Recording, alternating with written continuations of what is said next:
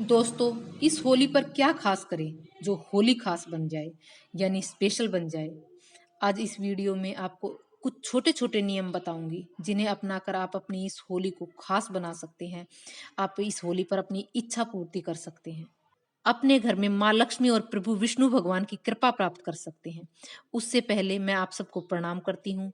आप ही के चैनल शकुन एस्ट्रोलॉजी में आपका बहुत बहुत स्वागत है। वीडियो को आगे बढ़ाने से पहले आप सबसे एक अनुरोध है, अगर आपने अब तक चैनल को सब्सक्राइब नहीं किया तो प्लीज चैनल को सब्सक्राइब कर बेल बटन को जरूर दबाएं, ताकि आने वाली वीडियो की नोटिफिकेशन आपको समय पर मिल सके। दोस्तों, होली के त्योहार के बारे में आप सभी जानते हो कि हिरण्यकश्यप जो भक्त प्रहलाद के पिता थे, वो चाहते थे कि लोग भगवान की पूजा छोड़कर उन्हें पूजे, पर प्रहलाद भक्त को ये मंजूर ना था। वो विष्णु जी के बहुत बड़े भक्त थे। अब हिरण्यकश्यप ने अपनी बहन होलिका के साथ मिलकर एक योजना बनाई, प्रहलाद भक्त को खत्म करने की योजना।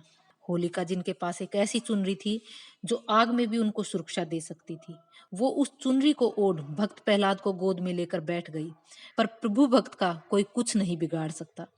प्रभु कृपा से वो चुनरी भक्त प्रहलाद पर आ गिरी और होलिका उसी आग में दहन हो गई। अच्छाई की जीत हुई और बुराई को खत्म होना पड़ा।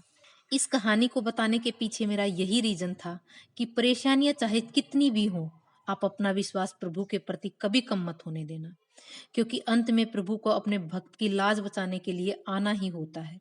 बस जरूरत है तो भक्त प्रहलाद की तरह उन पर विश्वास करने का, खुद को उनके भरोसे छोड़ने का। बस हमें यही करना है। हमें अपना विश्वास कभी कमजोर नहीं होने देना। पर दोस्तों, उसके साथ साथ हमें अपना कर्म भी करना है। और इस होली पर हम ऐसा क्या करें जो हमारे देवता, पितृ और ग्रह सब खुश हो जाए और हमें खूब आशीर्वाद दे, ताकि हमारा परिवार खूब तरक्की करे और हम मान सम्मान के साथ अपना भरण पोषण कर सके। सबसे पहले मैं आपसे ये कहूंगी कि आप अपने रीति रिवाज, जो हर समुदाय, हर कास्ट में कुछ अलग है, जो हमारे बड़ों ने खास दिनों के लिए बनाए हैं, उन्हें जरूर फॉलो करें। उन्हें दकियानुसी ना समझे, क्योंकि हर रिवाज के पीछे एक लॉजिक होता है। उसके बाद आप मेरे बताए नियम कर सकते हैं। ये 100% सेफ है। इन्हें आपको फायदा ही फायदा होगा। दोस्तों, होली का त्योहार पूर्णिमा के दिन पड़ता है और पूर्णिमा का दिन माँ लक्ष्मी और प्रभु विष्णु जी का खास दिन है। और आपको पता ही है कि माँ लक्ष्मी के बिना जीवन वैसा नहीं जैसा हम जीना चाहते हैं। और इस दिन का व्रत पूजन और दिनों के मुकाबले ज्यादा फल देने वाला होता है। तो आप इस दिन अगर व्रत रख सकें तो ये बहुत अच्छा। अगर व्रत नहीं भी रखते तो कोई बात नहीं, आप सुबह उठते ही अपने घर में बासी झाड़ू जरूर लगाएं। अपने घर की दहलीज को धोए। जब आप अपने घर की दहलीज को धोते हैं तो आपके पितृ खुश होते हैं, आपके कई ग्रह इससे खुश होते हैं। आप छोटा सा एक और नियम, आप होली से पहले दिन ही कुछ आम के पत्ते, या आम के पत्ते ना मिले तो अशोक के पत्ते मंगा कर रख सकते हैं। आप उनकी बंद्रवाल पहले दिन ही बना सकते हैं और अगले दिन सुबह उठते ही आप अपने द्वार पर बंद्रवाल लगाएं। जब आप ये बंद्रवाल लगाते हैं तो इससे माँ लक्ष्मी और विष्णु भगवान आपके घर की तरफ आकर्षित होते हैं। वहां उस घर में स्वस्ति आती है, नकारात्मकता उस दूर रहती है। उसके बाद आप नहा धोकर प्रभु की पूजा करें। उस दिन आप प्रभु पर फूल जरूर चढ़ाएं और प्रभु के साथ होली खेले, उन्हें हैप्पी होली बोले। क्योंकि आप सब जानते हो, कृष्णा जी जो विष्णु भगवान का ही एक रूप है, कृष्णा जी को होली बहुत पसंद है।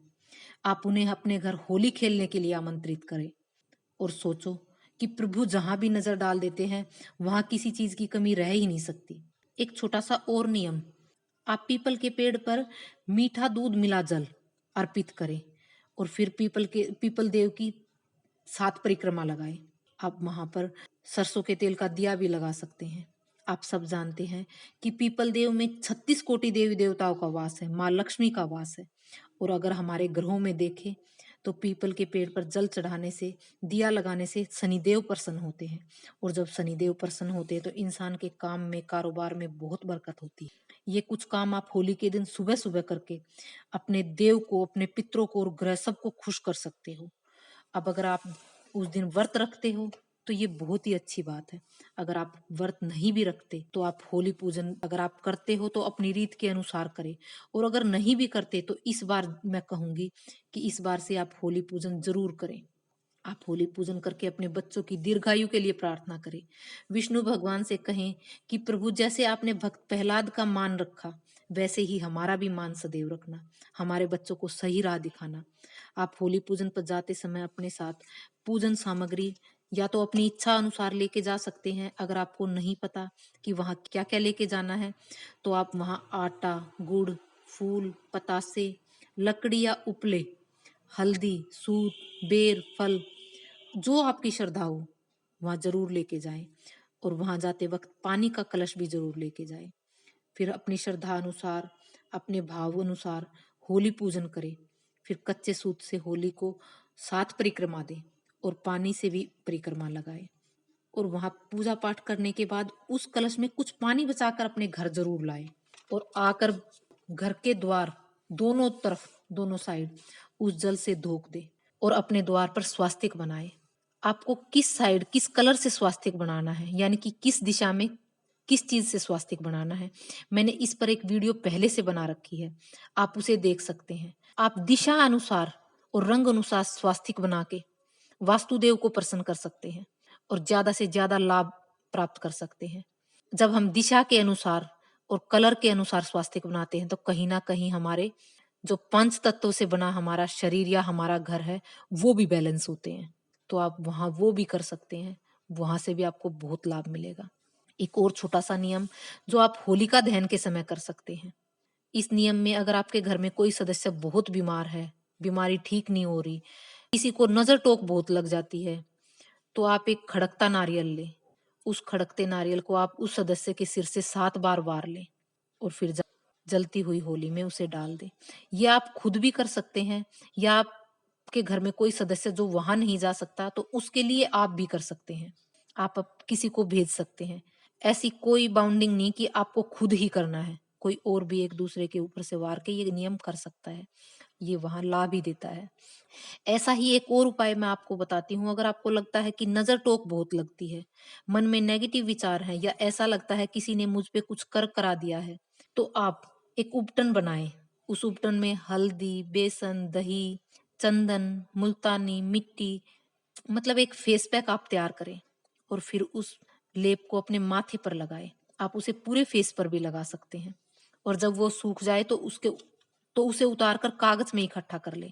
ऐसा आप 1 दिन भी कर सकते हैं और अगर ये वीडियो आप होली से कई दिन पहले देख रहे हैं, तो आप ऐसा रोज़ भी कर सकते हैं या आप 3 दिन भी कर सकते हैं। और फिर इस उतरे हुए उपटन को आप होली में डाल दें। आप देखेंगे कि सारी नेगेटिव एनर्जी आपसे दूर हो जाएगी। आप जल्दी ही स्वस्थ हो जाएँगे। एक और बात मैं आपसे कहूँगी कि होली पूर्णिमा वाले दिन होती है। आप इस दिन अपने घर में खीर ज़रूर बनाएँ, क्योंकि चंद्रदेव को खीर बहुत पसंद है। अगर आपका मन कमज़ोर है, ज़रा-ज़रा सी बात पे आप डिप्रेस हो जाते हैं, तनाव बहुत ले लेते हैं, नींद की आपको परेशानी है, आपको आँखों में प्रॉब्लम आ रही है, घर में पैसा नहीं जुड़ रहा या घर में एक दूसरे सदस्य से बन नहीं रही, रिश्तों में वो मिठास नहीं है, तो आप इस दिन खीर ज़रूर बनाएँ और सबसे पहले ये खीर आप प्रभु को भोग लगाएँ। आप गाय के लिए भी निकालें। आप चंद्र पूजन ज़रूर करें और चंद्रमा देवता को आप दूध मिले जल से अर्घ दें। ये खीर अर्पित करें और फिर जो भी आपके मन में इच्छा है, वो आप वहाँ पे बोलें। वो इच्छा आपकी बच्चे की पढ़ाई से रिलेटेड हो सकती है, आपको धन संबंधी हो सकती है, आपको शिक्षा संबंधी हो सकती है, आपका अगर कहीं कॉन्फिडेंस कम पड़ रहा है, तो उससे संबंधित हो सकती है। यानी जिस चीज़ की भी आपको कमी आ रही हो, आप वो चंद्रदेव से प्रार्थना करें। ये सब चीज़ें चंद्रदेव के अधीन है और इस तरह की प्रार्थना से आपके चंद्रदेव आपसे अवश्य ही खुश होंगे। आप इन छोटे-छोटे नियमों से प्रभु का आशीर्वाद पा सकते हो। अपने त्योहार पे उन्हें जब आप शामिल करते हो, अपने बड़ों को याद करते हो, तो ज़ाहिर-सी बात है वो आपसे खुश ही होंगे। इस तरह से मेरे बताए ये छोटे-छोटे नियम करके आप अपने देव, पितृ और ग्रह सबको ठीक कर सकते हो और अपने आने वाले दिनों के लिए उनसे आशीर्वाद ले सकते हो। आपकी होली बहुत शुभ और मंगलमय हो, आपके जीवन में ढेरों खुशियाँ लाए, उसके लिए मैं प्रभु से प्रार्थना करती हूँ और उम्मीद करती हूँ जब आप मेरे बताए नियम करेंगे, उपाय करेंगे, तो आपके आने वाला हर दिन शुभ और मंगलमय ही होगा। अगर आपको मेरी वीडियो अच्छी लगे तो वीडियो को लाइक, शेयर, सब्सक्राइब ज़रूर करें, कमेंट ज़रूर करें। आपके कमेंट मुझे बहुत ऊर्जा देते हैं और भेजते रहें ऊर्जा एक-दूसरे को। मैं अपने उपाय के ज़रिए और आप अपने कमेंट के ज़रिए। आपका बहुत-बहुत धन्यवाद। नमस्कार।